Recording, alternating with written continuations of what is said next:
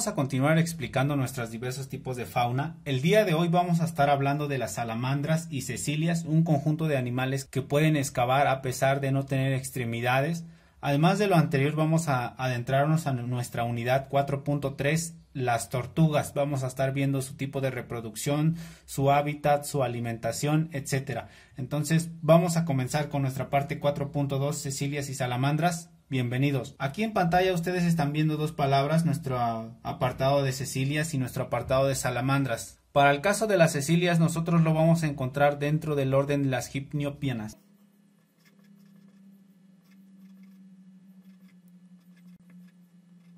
Este conjunto de cecilias, como tú puedes ver acá en la parte derecha, te dejo una simulación en pantalla para que vayas conociendo sus características. Vamos a conocer de manera general 162 especies vivas. Para este tipo de especies, como mencionábamos en nuestros videos pasados, lo vamos a clasificar como anfibios. Vamos a continuar, es decir, aquí nosotros teníamos también a los anuros, para que recuerdes un poco, son excavadores sin patas.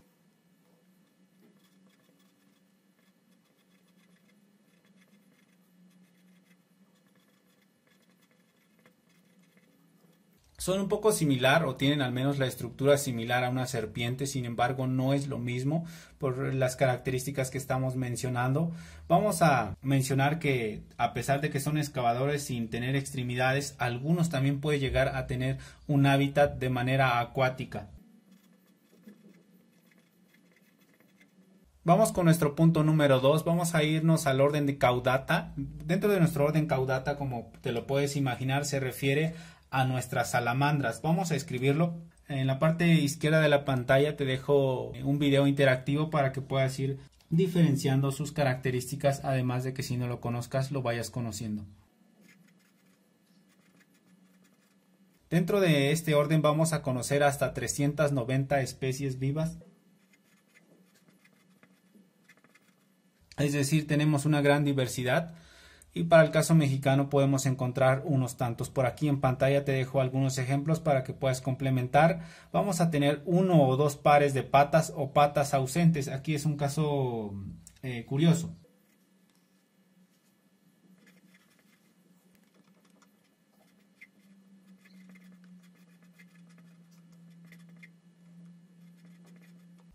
Vamos a nuestras siguientes características.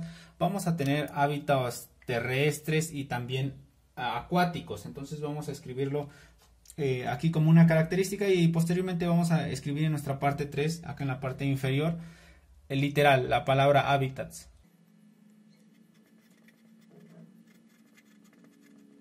Recordemos que nuestro hábitat es exclusivo para una especie o refleja las condiciones ambientales necesarias para que pueda desarrollarse, y ecosistemas nos referimos al todo. Entonces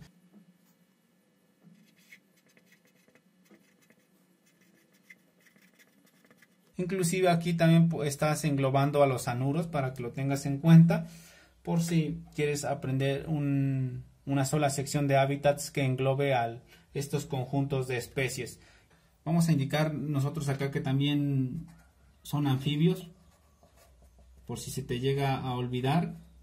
Y ahora sí, vamos al siguiente punto. Hábitats de los anfibios. Por acá te dejo una imagen, puedes ver diversos charcos, lagos, marismas, ríos, praderas. Marismas los vas a ver en el conjunto de diversos temas que engloba la materia de geomorfología, para que vayas con calma. No es necesario que desde hoy te des una investigación muy profundo de lo que es una marisma. Vamos a escribir bosque. Vamos a tener praderas. Vamos a tener lagos. Literal, algún tipo de charco que pudiera desarrollarse en temporadas de altas precipitaciones o donde las condiciones meteorológicas lo permiten. Decíamos marismas. Y uno que seguramente es los que más sobreabundan por esas condiciones de relieve diverso y diferencia altitudinal, los ríos y arroyos. Aquí tú vas a encontrar la red de drenaje de los distintos caudales que, ya sean por precipitación o filtración, pues tienden a desarrollarse. Pues ahí vamos a encontrar este tipo de animales. Vamos a mencionar otras características de nuestras cecilias y salamandras en la siguiente hoja, enfocados a los modos de intercambio gaseoso, etcétera. Aquí nosotros en nuestra hoja ya tenemos nuestros modos de intercambio gaseosos. Para el caso de nuestros anfibios tenemos las siguientes características. Vamos a tenerlo de manera cutánea. Vamos a tener otra característica que va a ser a través de branquias externas.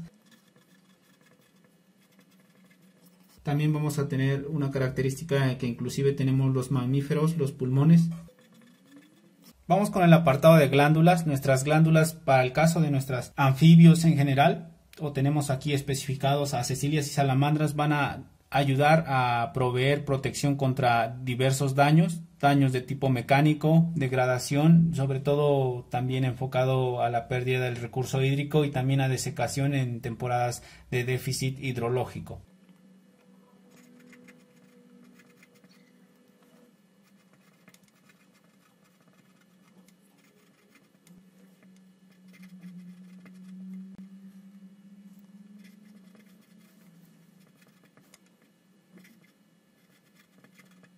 Vamos a indicar acá un complemento. Para el caso de una familia de los tipos de salamandras, van a carecer de este tipo de modo de intercambio gaseoso porque no tienen pulmones. Vamos a escribir esa familia para que lo tengas en cuenta.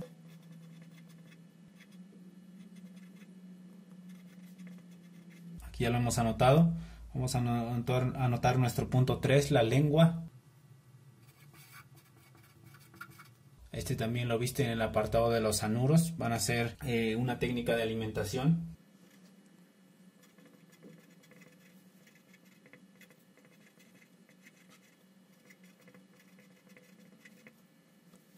Vamos a escribir las dos características principales de este tipo de estructura, que es modificada y protuible, que quiere decir que se puede contraer y expandir.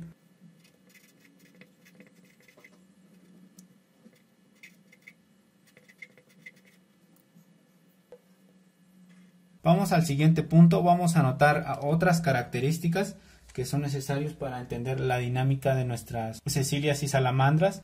Vamos a anotarle variaciones en la vida o historia de vida.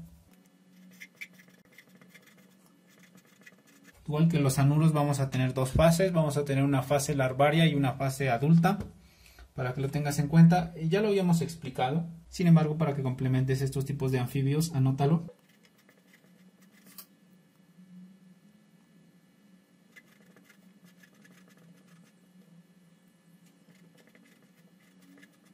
Para el caso de nuestras cecilias y salamandras vamos a dejar con nuestros conceptos, son muy sencillos, son muy prácticos, y vamos a nuestra unidad 4.3 para continuar con nuestras tortugas. Vamos a ello. Vamos a adentrar a nuestra unidad 4.3, las tortugas. Para el caso de las tortugas vamos a referirnos a un conjunto de colonios que forman un orden de reptiles caracterizados por tener un tronco y un caparazón que va a proteger el conjunto de órganos internos que existen dentro de su cuerpo.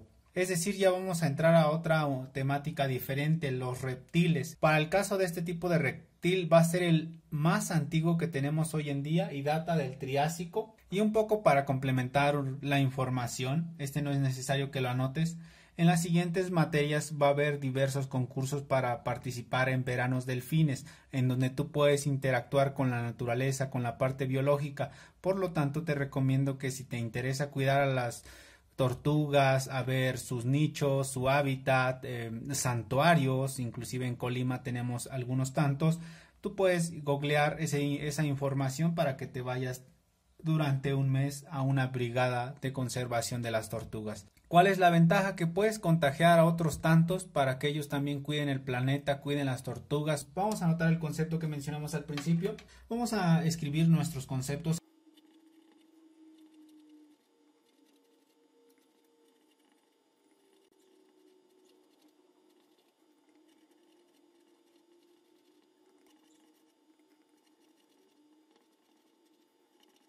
Aquí nosotros ya hemos anotado nuestro primer concepto. Nos dice que forman los reptiles, ya lo mencionamos en un principio. Vamos a las características, vamos a mencionar que son un grupo de reptiles más antiguos. Acá en la parte izquierda te estoy dejando un video interactivo para que vayas viéndolo. Vamos a escribir con azul que datan del Triásico hasta la actualidad.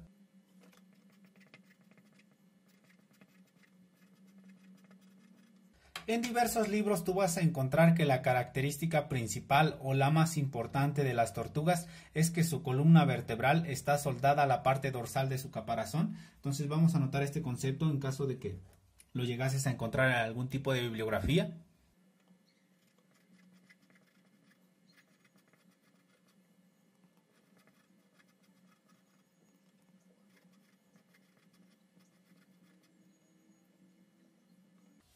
Vamos a la siguiente característica. El esqueleto hace que la respiración sea imposible por movimiento de la caja torácica. Por lo tanto, el tipo de respiración se va a realizar por la contracción de los músculos abdominales modificados que van a funcionar de modo análogo al diafragma de los mamíferos y por movimiento de bombeo de la faringe. Por acá estás viendo el video para que puedas complementar lo que estoy explicando. Vamos a anotarlo.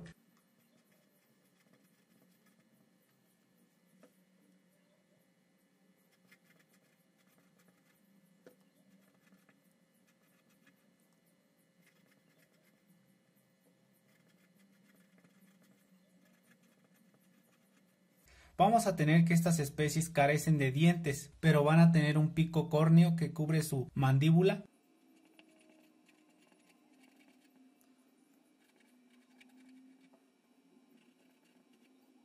Estos animales van a ser ectotérmicos. ¿Qué quiere decir? Que su función metabólica va a estar influenciada por la temperatura externa o del ambiental, si lo quieres denominar en este caso. Te lo van a estar preguntando en diversos exámenes. ¿Qué quiere decir un animal ectotérmico? Pues que su función metabólica depende de la temperatura externa o del ambiente. Vamos a la siguiente característica. Van a mudar de piel. Sin embargo, a diferencia de los lagartos y las serpientes, esto no lo van a hacer así muy a menudo, sino que va a ser poco a poco. Para el caso de sus escudos del caparazón también van a mutar, sin embargo no siguen un orden específico.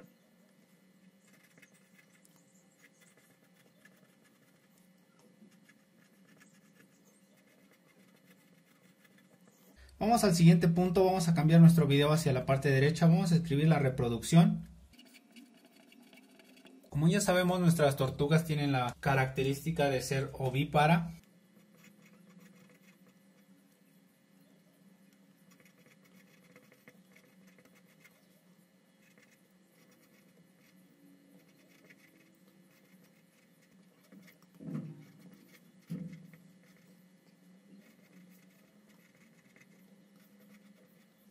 Aquí nosotros ya lo hemos anotado, va a tardar desde 70 hasta 120 días en generar la nueva especie, sobre todo aprovechando esa irradiación solar que provee nuestro factor solar. Vamos a nuestra siguiente hoja para continuar con las siguientes características. Vamos a ello. Aquí nosotros en pantalla tenemos el tipo de huevo y desarrollo embrionario enfocado en una sola palabra, que lo tenemos como desarrollo. Vamos a tener un punto 2, la composición discoidal, nuestro caparazón, la alimentación. Vamos con nuestra parte 1, el desarrollo. Al igual que todas las especies ovíparas, pues va a tener distintas características el huevo. Vamos a tener la primera característica, que va a estar el huevo rodeado por una membrana vitilínea.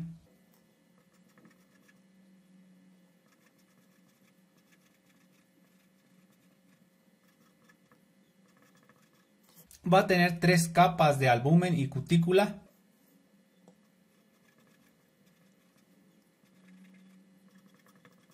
Para el caso de los huevos de nuestras tortugas van a tener un par de membranas de separación, una gruesa enfocada a una tipo concha calcárea, que es la parte blanca que nosotros vemos en los huevos de gallina, los que comes, los que es tu fuente de alimento.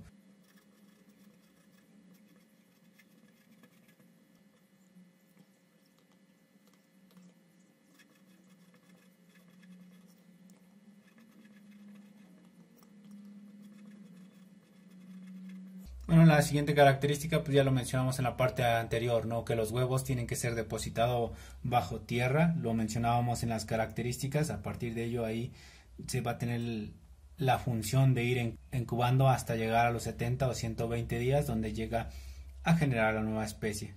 El huevo va a ser meroblástico.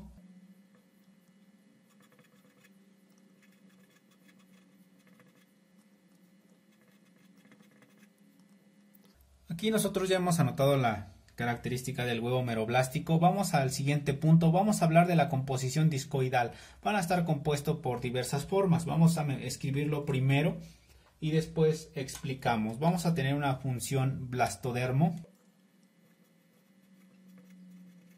Vamos a tener otro, el ectodermo. Vamos al siguiente. Vamos a tener uno mesodermo. Vamos a escribir unas características de cada uno de ellos. La característica principal pues es que lo forma, ¿no? Entonces aquí vamos a escribir formación.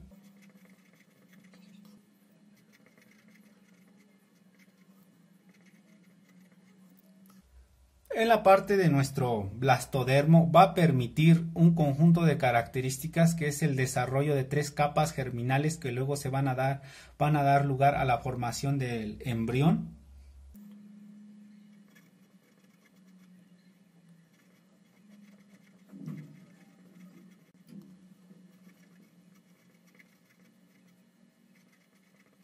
Vamos al ectodermo, va a ser la formación de la epidermis, el cerebro, la cresta neural, espiral cordal.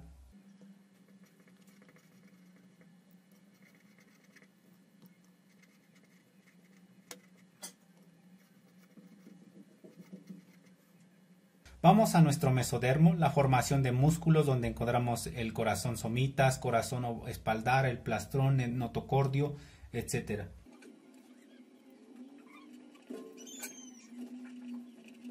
Aquí nos falta nuestro apartado D, nos falta mencionar nuestro endodermo, entonces vamos a escribirlo.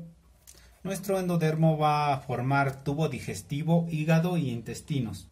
Aquí nosotros ya lo hemos anotado un poco por el espacio, formación de el hígado, el intestino, los tubos digestivos, etcétera. Vamos a nuestro siguiente apartado, el caparazón. Vamos a tener de manera general clasificados en 2 secciones, que por acá te lo estoy dejando en pantalla, el espaldar y el plastrón, que es el lado contrario. Está muy sencillo, no está muy complicado.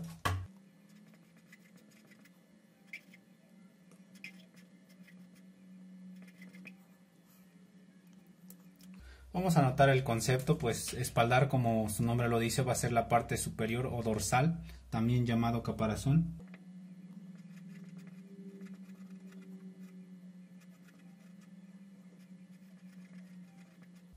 Aquí ya lo hemos anotado y está constituido por 5 hileras de placas. Por acá te lo estoy marcando en pantalla. Vamos a tener la central en posición media, flanqueada hacia el lado por las hileras costales, que a su vez también vamos a tener las flanqueadas por las hileras marginales.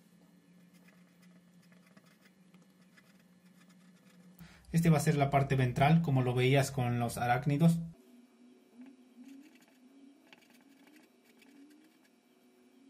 Va a tener un nombre peculiar, que también se le va a llamar peto, ¿no?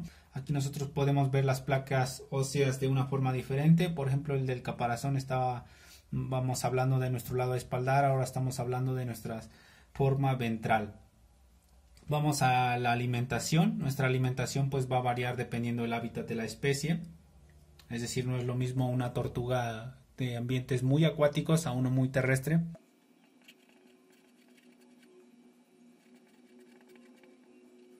Vamos a tener que la mayor parte de las tortugas son herbívoras y su dieta consiste principalmente en plantas, frutas o verduras. Vamos a escribir los 2 tipos de dietas. Vamos a escribir las dietas principales. Vamos a tener dietas herbívoras y dietas omnívoras. Aquí también hay que mencionar que la mayoría son terrestres. Vamos a escribir. Aquí quiere decir dietas. Por ahí pido disculpas porque se marcó mucho el texto y decíamos que tenemos 2, herbívoras y omnívoras.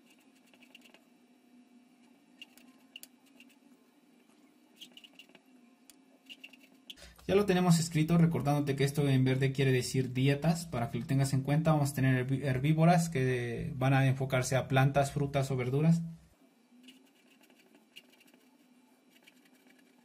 Vamos a nuestro apartado 2, las omnívoras, que pueden consumir unos pequeños invertebrados, tales como insectos, lombrices, caracoles.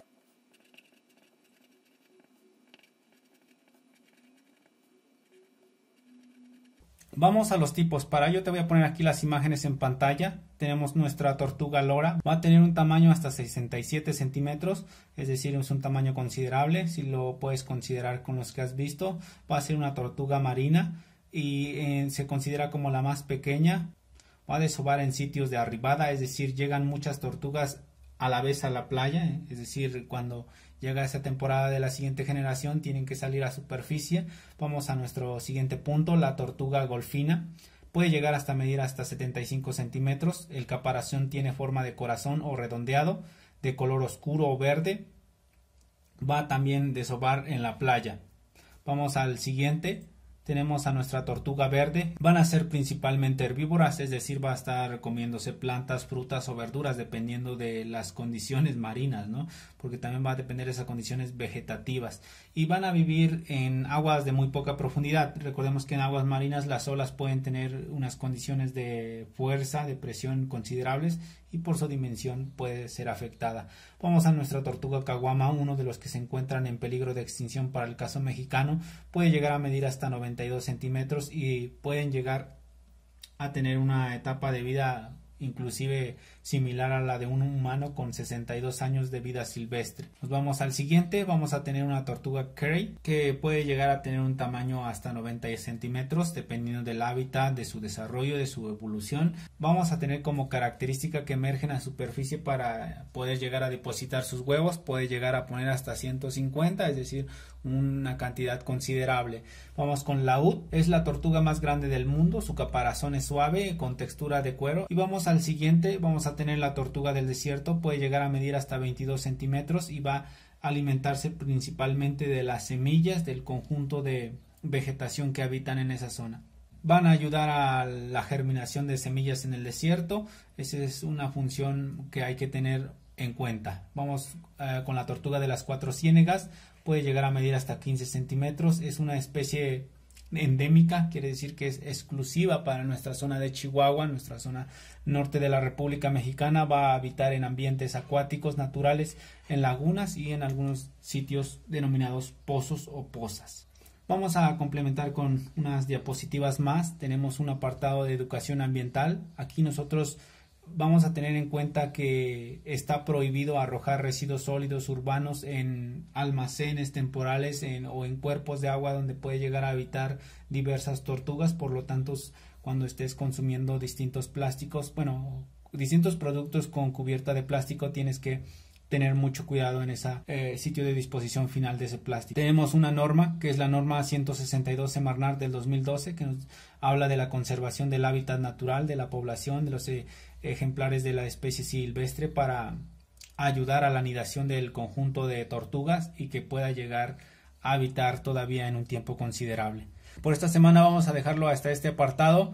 Vamos a continuar la siguiente semana con iguanas y lagartijas. Nos vemos. Hasta la próxima.